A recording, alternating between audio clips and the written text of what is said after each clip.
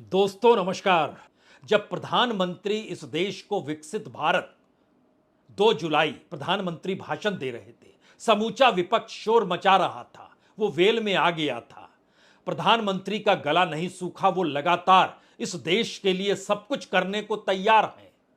तो पहले आज उनकी बात सुन लीजिए, उसके बाद एक एक बात सामने आपकी रखी जाएगी कि शुरू में आपसे हमने अपने आप को क्यों जोड़ लिया है।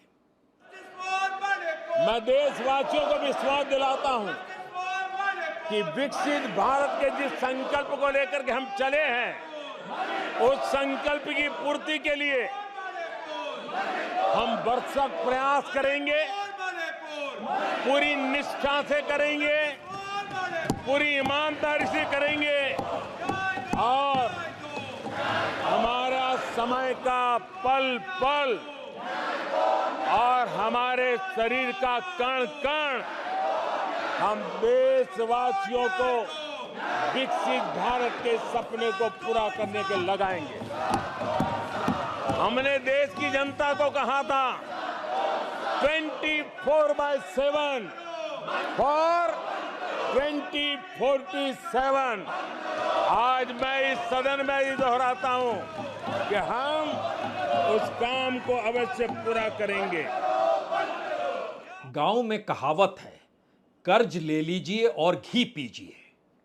और बीते 10 बरस में भारत का सच यही है कि अगर एवरेज निकालिएगा तो हर बरस 12 लाख करोड़ रुपए वर्ल्ड बैंक और IMF से भारत ने लिए हैं। पिछले महीने जुलाई के महीने में अभी तक हम जो एक्सपोर्ट करते थे वो और कम हो गया, उसमें तकरीबन 2% की कमी और आ गई, लेकिन जो इंपोर्ट करते थे वो बढ़ोतरी हो गई। यानी हमारी जरूरतें अब अंतर्राष्ट्रीय बाजार से सामान मंगाने पर टिकी है और हमने तकरीबन $57 बिलियन का सामान मंगाया है। जो एक्सपोर्ट किया है वो सिर्फ 33.98 बिलियन यानी 34 मान लीजिए 34 बिलियन डॉलर का सामान एक्सपोर्ट किया और 58 बिलियन डॉलर का मंगा लिया। यानी हम घाटे में तकरीबन 23-24 बिलियन डॉलर रह गए। ये बोझ हमारे पास एक महीने का है। ध्यान दीजिए तो यूनियन बैंक ऑफ इंडिया इस फाइनेंशियल ईयर में जो मार्च 2024 में खत्म हुआ, 18,264 रुपए जिन रईसों ने कर्ज लिया उनको हमने माफ कर दिया। पंजाब नेशनल बैंक का 16,257 करोड़ रुपया हमने माफ कर दिया। बैंक ऑफ बड़ौदा का हमने 10,518 करोड़ रुपया माफ कर दिया। इसी तरीके से तमाम बैंक होते होते सेंट्रल बैंक ऑफ इंडिया आइएगा तो 10,001 करोड़ रुपया हमने माफ कर दिया। बात इससे भी नहीं बनेगी, बात इससे बनेगी कि इस दौर में सिर्फ SBI का बीते 10 बरस में 2,59,415 करोड़ रुपया जिन रईसों ने कर्ज लिया उनका माफ कर दिया गया। पंजाब नेशनल बैंक से 94,000, ये 10 बरस का डाटा है, 94,000 करोड़ से ज्यादा माफ किया गया। बैंक ऑफ बड़ौदा का तकरीबन 73-74 हजार करोड़ रुपया माफ किया गया। आप कहेंगे माफी सरकार करती है तो क्या वापस नहीं लेती है? जी नहीं, वो वापस नहीं लेती है। तब अगला सवाल होगा, बार बार रईस कह रहे हैं, रईस कौन है? तो सरकार ही जानकारी देती है कि हम जिन्हें कर्ज दे रहे हैं उसमें जो इस देश के बिग इंडस्ट्रियलिस्ट हैं, हमने कॉरपोरेट शब्द यूज नहीं किया है, इंडस्ट्रियलिस्ट किया है, क्योंकि इंडस्ट्री के जरिए इस देश में उत्पादन होता है। इस देश में उत्पादन करने वाले उद्योगों को जो कर्ज बरस दर बरस माफ किया गया उसका एवरेज 52 से 54% बनता है। यानी इतना इस देश के भीतर में अब उद्योग सक्षम नहीं है कि वो उत्पादन करके अपनी इंडस्ट्री को चला सके, और ना चला पाने की एवज में वह सरकार से कर्ज ले लेते हैं और कर्ज लेने के बाद नहीं लौटा पाते हैं। सरकार को भी समझ नहीं आता है, इंडस्ट्री लगाए बैठा है, चलो कर्ज माफ कर दो तो माफ कर देते हैं। कॉरपोरेट का 27% कर्ज माफ कर दिया गया, सर्विस सेक्टर का लगभग 27% माफ कर दिया गया। आपके बाकी बचा क्या? बाकी कुछ नहीं बचा। इस दौर में आम जनता का कर्ज माफ नहीं होता है, किसानों का नहीं होता है, लेकिन अगर आपने कोई बड़ी इंडस्ट्री खोली है और उस इंडस्ट्री से आपका जुड़ाव कॉरपोरेट और कॉरपोरेट के आश्रय सरकार के साथ है, तो इस देश के भीतर में बरस दर बरस जो माफी हुई है, पिछले बरस 95,000 करोड़ रुपए की माफी बड़े उद्योगपतियों की हो गई। उससे पहले साल 1,10,000 करोड़ रुपए माफी बड़े उद्योगपतियों की हो गई। उससे पहले साल जब कोविड के बाद तुरंत निकले थे, तब 70,000 करोड़ रुपया तुरंत माफ किया गया था और कोविड काल के दौर में 1,60,000 करोड़ रुपया माफ कर दिया गया था। तो जो 5 किलो मुफ्त के अनाज पर जीवित हैं, या जिन्हें 5 किलो अनाज भी लगता है कि सरकार ये देती रहनी चाहिए, तो हर कोई अब कहेगा बिल्कुल आप देते चले जाइए। इस देश में हर घर में आपको कम से कम अनाज फ्री कर देना चाहिए। जब इतनी बड़ी रकम आप दे रहे हैं और उस दायरे के भीतर में अगर आप कुछ और समझना चाहते हैं, तो एक बरस में जो मुफ्त का अनाज सरकार देती है, उतना कॉरपोरेट और इंडस्ट्रियलिस्टों को हर बरस माफ कर देती है। तो सबको तो बराबर की माफी है, इसमें चिंता किस बात की है। लेकिन बात इससे बनेगी नहीं। बात इस बात से बनेगी कि दरअसल इससे पहले भी ऐसा होता था। जी नहीं, इससे पहले ऐसा नहीं होता था। अगर आप 2004 से 2014 के बीच में आएंगे और 2004 से 2009 के बीच में पहली जो मनमोहन की सरकार थी, जिसको वामपंथी समर्थन भी दे रहे थे, उस दौर में तो 45,000 करोड़ रुपए इन्होंने माफ किए थे। 2009 से 2014 तक, यानी प्रधानमंत्री मोदी को सत्ता सौंपते वक्त जो माफी थी वह 1,23,000 करोड़ की थी। इस दौर में हर बरस से मतलब यह है कि बीते बरस 1,70,000 करोड़ रुपए माफ कर दिए गए, जो उससे पहले 5 बरस में माफ किए गए थे।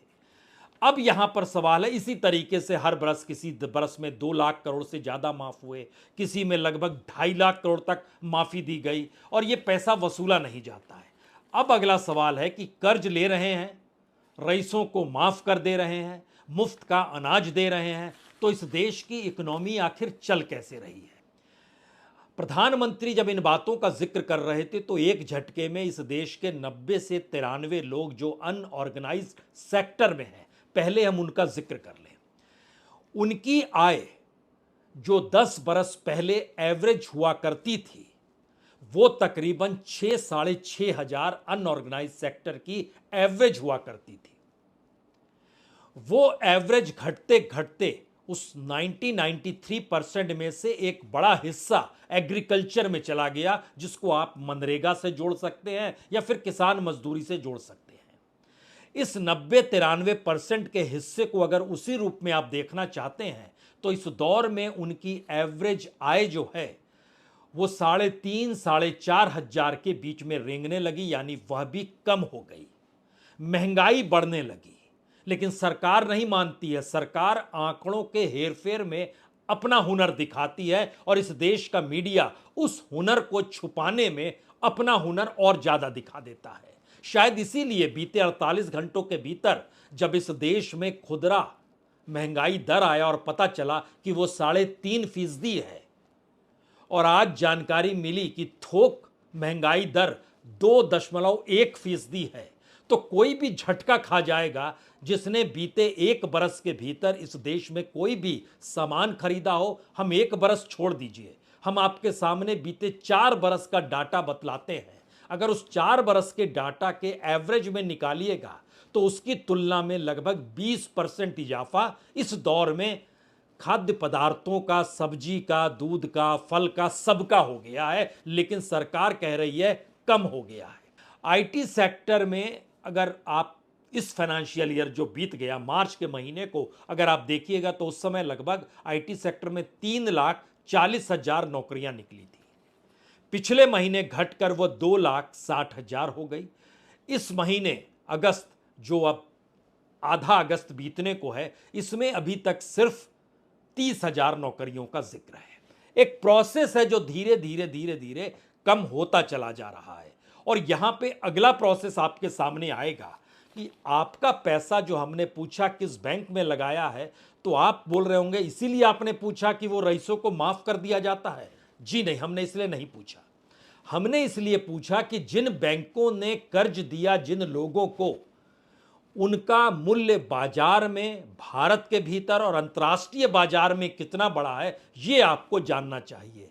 इस देश के टॉप 10 कॉरपोरेट हाउसेस जिनकी कंपनियां लिस्टेड है बीएसई और एनएसई के भीतर में, उन कंपनियों पर जो पैसा भारत के पब्लिक सेक्टर का लुटाया गया, उसमें एलआईसी भी आएगा, उसमें एसबीआई भी आएगा। वह जो लुटाया गया वह तकरीबन 70,000 करोड़ से ज्यादा का महीने के एवरेज का निकल कर आता है। जो बेरोजगारी और महंगाई की स्थिति लगातार बढ़ती चली जा रही थी, उसके आंकड़ों में हेर फेर करके गुलाबी भारत रखने की कोशिश सरकार ने की और मीडिया ने उसको हाथों हाथ ले भी लिया। शायद यही वो वजह है जिन वजहों की वजह से शेयर बाजार के साथ जब कॉरपोरेट का नाम जुड़ता है तो यह सवाल भारत नहीं बल्कि अंतर्राष्ट्रीय मंचों पर अब गूंजने लगा है। और यह सवाल का जिक्र आज इसलिए जरूरी है क्योंकि इसी महीने प्रधानमंत्री को पोलैंड और यूक्रेन जाना है और कहा जा रहा है उसके अगले महीने राहुल गांधी भी अमेरिकी यात्रा पर निकल जाएंगे। तो अंतर्राष्ट्रीय तौर पर भारत में पॉलिटिकल फंडिंग खूब होती है और अपनी नीति और पॉलिसी को बताने के लिए और अंतर्राष्ट्रीय तौर के जरिए भारत को चकाचौंध करने के लिए भारत के प्रधानमंत्री ने जितनी विदेश यात्राएं पहले टर्म में की थी, उतनी भारत के किसी प्रधानमंत्री ने अपने पूरे टर्म में नहीं की। चाहे उस दौर में 10 साल मनमोहन सिंह को ले लीजिए या कई प्रधानमंत्रियों को जोड़ लीजिए।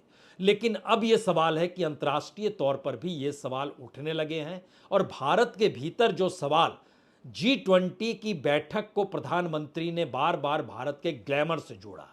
राहुल गांधी ने इससे उलट सवाल किया कि G20 के देश के लोग जो आए वह भी पूछ रहे थे कि भारत में एक ही व्यक्ति या 2 व्यक्ति के हाथ में सब कुछ कोई कैसे सौंप सकता है और एक लिहाज से फ्री लाइसेंस है क्या? So this is raising a very serious question on the Indian Prime Minister. Just before leaders of the G20 are coming here, are going to be our guests, and they're going to be asking the question, what is this special company? This company that is owned by a gentleman close to the Prime Minister, why is it that in an economy like India, this gentleman is being given a free ride? They're going to ask this question, and I think it's very important that this matter is made clear. तो क्या देश की economy मनमाफिक तरीके से मौजूदा सरकार चला रही है, या सरकार को इस बात का गुमान है कि जनता तो उसे चुन ही लेती है चाहे वो इस दौर में अल्पमत में क्यों ना ले आई हो? जी नहीं, बात अभी भी पूरी नहीं हुई। आप टैक्स देते हैं ये आप जानते हैं और दुनिया के सबसे ज्यादा टैक्स लेने वाले देशों में भारत पहले, दूसरे, तीसरे नंबर पर है। पिछले साल के बजट के मुकाबले इस बार जो सरकार आपसे वसूल रही है वो तकरीबन 45% ज्यादा है। आप कहेंगे कैसे ज्यादा है?